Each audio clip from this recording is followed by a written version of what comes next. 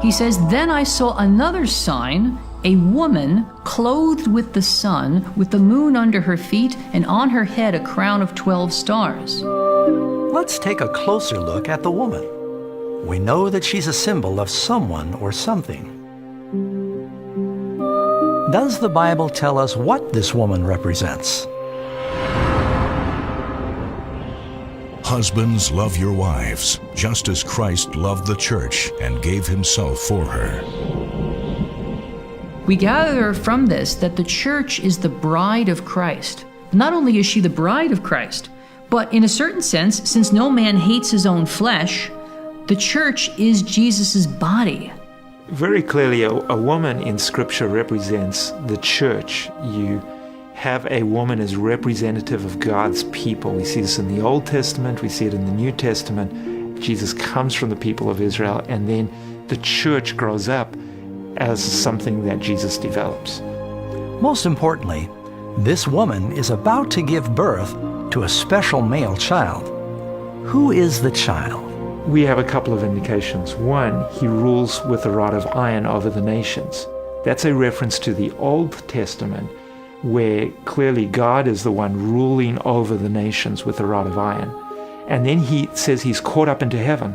And who is caught up into heaven? Jesus Christ, right? He's going to be King of Kings and Lord of Lords. So these two indications pretty definitively tell us that this is Jesus. Now let's consider the arch-villain in this important prophecy, the dragon. And another sign appeared in heaven. Behold, a great fiery red dragon. You know, I wish I could just give you a fanciful theory here, but the Bible tells us who the dragon is. The dragon is the devil. Both in the Old Testament and the New Testament, who tries to destroy it. That is Satan, you know, the angel, the devil. And so he attacks as soon as Christ comes upon the face of the earth. The attack is there. So the great dragon was cast out, that serpent of old, called the devil and Satan, who deceives the whole world.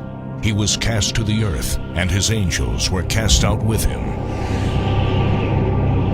What we see here in the first part of Revelation 12 is a symbolic portrayal of the age-old conflict between Christ and Satan.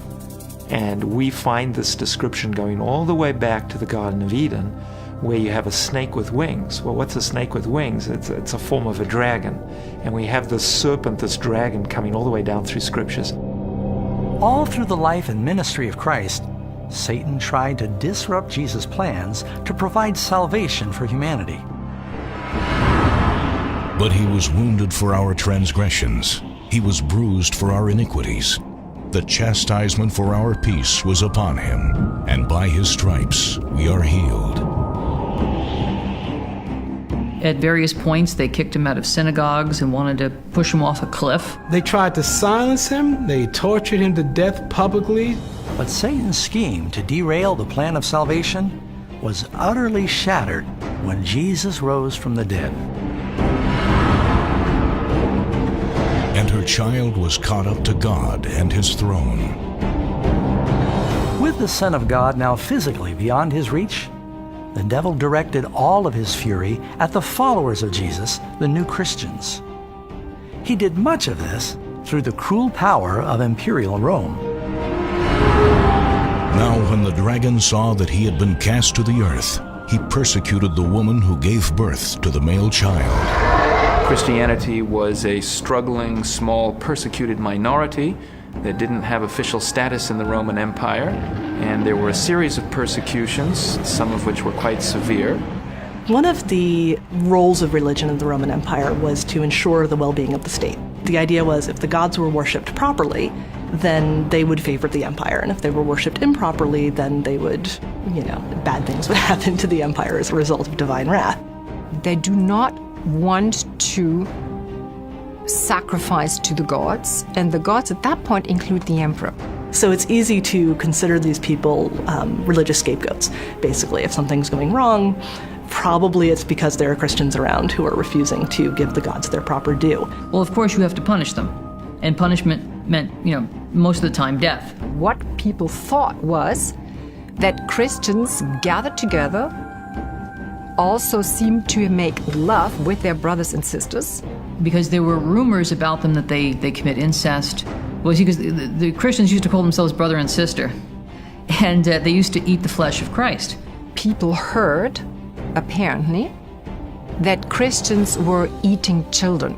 So when pagans heard about this, they thought the worst, right? They assumed the worst. Christians are progressively stripped of their civil offices, their military offices. Their books are confiscated, their churches are destroyed, they're forbidden to meet, and so on, all because there's an anxiety that this is really undermining the welfare of the empire. As the early church suffered under this withering persecution of Rome, their lives became a powerful testimony for truth. While the pagans lived in constant superstitious fear, these Christians faced torture and death with a supernatural peace.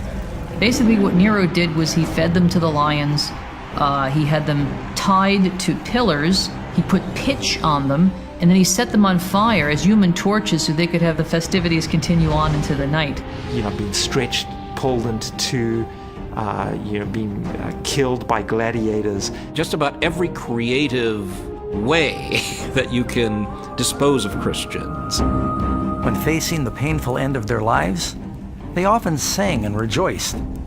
As thousands of Christians paid the ultimate price for their faith, their dying prayers and blood essentially became seed for the new church.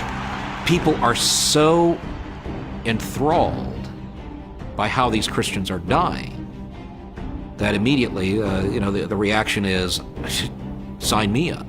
And so the Christians spread like wildfire. The more you killed them, the more they stood for their faith. Now, it is true, and I think it has to be emphasized, that the early church spreads despite the very concerted attempts at repression of extremely autocratic and powerful emperors who set themselves very firmly against the Christians, and yet the early church survives. Tertullian argues, whenever something goes wrong, whenever there's a famine or whenever there's an illness, a pestilence that sweeps through, everybody says, the Christians to the lion. And then he says snidely, as if so many could be fed to so few. And his point is that you can't destroy us all. During this time of exponential growth, Christians all across the Roman Empire quite literally went underground. This labyrinth of tunnels and chambers beneath the Roman cities became known as the catacombs. Now, the catacombs are important to understand. First, many people imagine that there are caves naturally under Rome, and the Christians simply went into them. The catacombs, almost without exception, are not natural caves. They were excavated by the Christians. And so the Christians made a whole labyrinth underground. Sometimes services would be held there, in the very tombs of the martyrs. The second point is, the very act of burying your dead is hugely significant. Christians believe in a resurrection of the body. Now, of course, that belief has shifted and changed over the centuries, but from all we understand, early Christians believed that they would be resurrected in that actual bodily form, and therefore they chose to bury their dead, not to cremate them. Therefore, if you are seen to be burying your dead, especially at times when there are intense waves of persecution, you're more or less saying to the police, come and investigate me, I may well be a Christian. In AD 306, a new Roman emperor came into power, and things began to rapidly change. Constantine the Great was a capable military leader and a shrewd politician. So Constantine had to fight a series of civil wars in order to achieve his political aim of becoming emperor. And that's his own personal and political aim. It's got nothing to do with Christianity. He goes down from Gaul, modern-day France, where his power base was, to confront his rival Maxentius in Italy. Constantine moves down from the north. And you think of Italy, there's this long stretch. And he wins one battle after another. As he was marching with his army, he had a dream one night where God came to him and told him, you will become a Christian and put this sign on your shield, and you will conquer. Shortly after that, he actually had a vision, which history tells us was seen by his army as well as by Constantine himself. He looked up to the sun, and he saw a cross of light above it. and the Greek words en tutu nikeia. By this, conquer. The story that he had had this dream does appear at a relatively early stage. It's described by Eusebius. There are different sources, there are different versions, but it does seem that Constantine does say, I've had this divine encounter, and an angel has told me that in the sign of the cross I will conquer. Constantine commanded his troops to adorn their shields with the Christian symbol. His opponent then moves out of the city to face the oncoming Constantine with his army, which has now been trained quite a bit because they've already won several victories on the way down from the north, from Milan down. His opponent moves across the river at the Million Bridge, has Constantine and his army in front of him, the river and the city behind him. Not a great situation to be in. So if you do not beat the oncoming army, you have nowhere to retreat. So he loses. So for Constantine, who is certainly not yet a Christian, this is a powerful thing because he himself believes the Christian God has given me victory. The Christian God is more powerful than these other deities.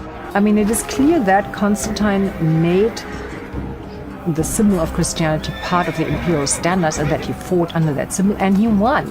And so being a good Roman emperor, he would then think, yeah, I got the sign. I'm on the right path. So if you're a pagan, or just somebody who's confused about religion, you've had here this clash of deities. And who's emerged on top? The Christian God. You can draw your own conclusions. Gradually, the national sentiment against Christianity began reversing.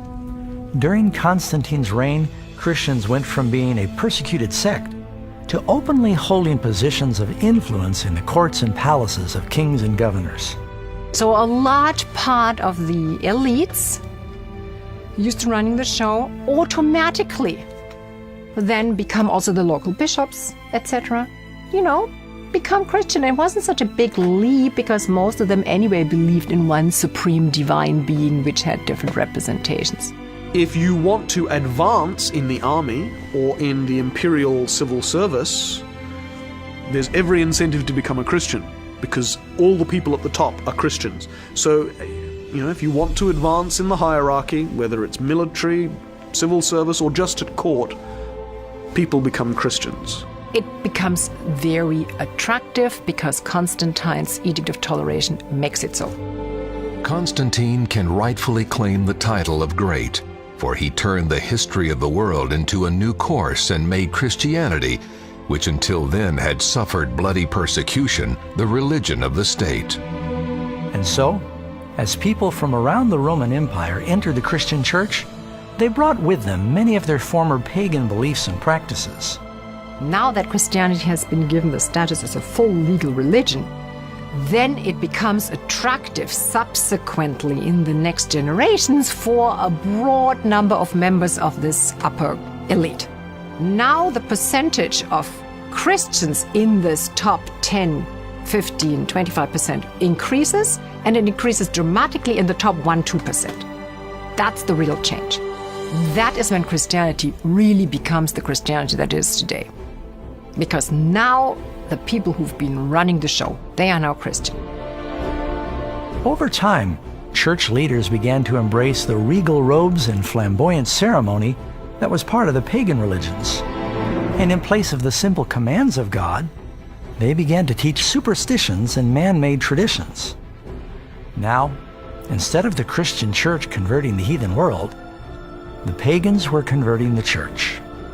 There's a train coming out of the first century represented by the documents we have in the New Testament that demonstrate kind of the shape of the church there, going into this long dark tunnel of the 2nd through 4th centuries, and then coming out in the 4th century of this long dark tunnel. And the train of the church that comes out is so different than the train of the church that goes in. You say, what happened?